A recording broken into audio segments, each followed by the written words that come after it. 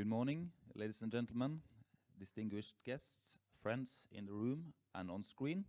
My name is Carl Johansen. I am spokesperson for international relations for the Norwegian Green Party, who is co-hosting this event with the Norwegian Hong Kong Committee, the Norwegian Uyghur Committee, the Norwegian Tibet Committee, the Norway-Taiwan Friendship Association and Green List. Welcome to you all. Former US President Bill Clinton once said, after he no longer was president, that the US will always do what is right as long as it's in the US's own interest. It was seen as an admission of what many have always believed to be true about the US and other big powers. But the point is, Bill Clinton was wrong.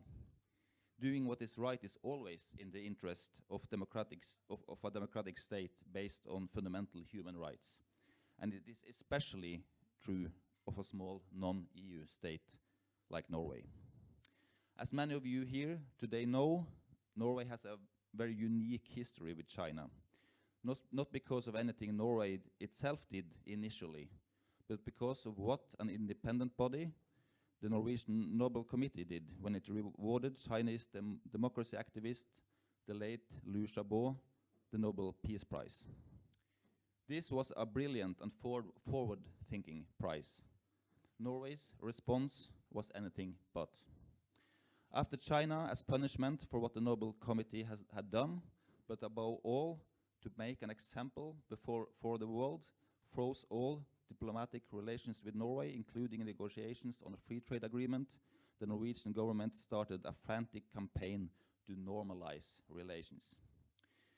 The Conservative Party's second in command, who had once personally recommended Liu Xiaobo for the Nobel Peace Prize, imposed a gag rule on himself, and the Foreign Ministry and the government for years worked tirelessly to appease the tyrant. The result was the joint declaration in 2016, in Norway often referred to as normaliseringsavtalen, meaning the normalization agreement.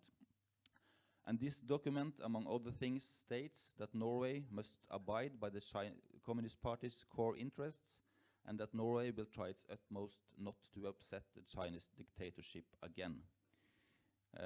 This declaration says nothing about what China should do. Signing this document was Xi Jinping's demand for returning to the free trade negotiations, which was resumed the following year. So, Norway's China's policy was never about dialogue, actual people, or fundamental human rights. It was always about re-election at home by means of foreign cash. But since 2016, many things have changed.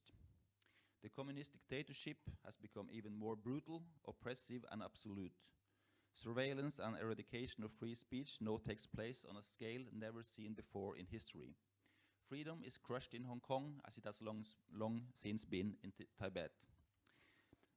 The regime is committing unimaginable horrors in East Turkestan, with a massive network of slave labor, torture, and sterilization camps for Uyghurs and other minorities, amounting to crimes against humanity and genocide. But the democratic world has also changed, perhaps fundamentally.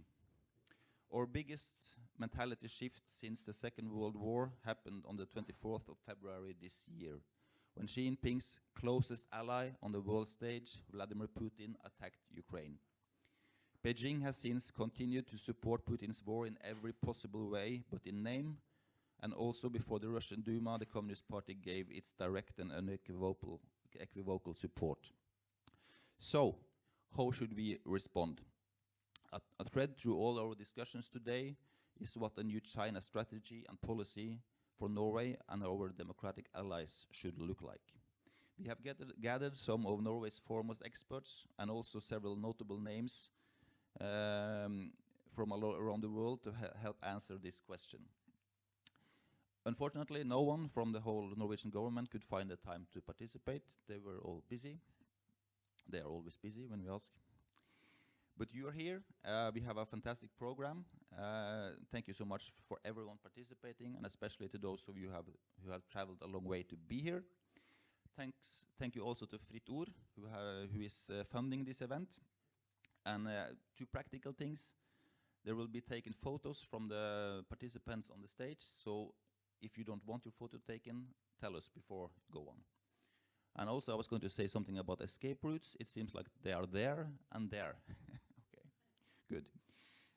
So I will now give the word to Merete Linjodalen from the Norwegian Tibet Committee to introduce our first speaker. The floor is yours, Merete. Thank you.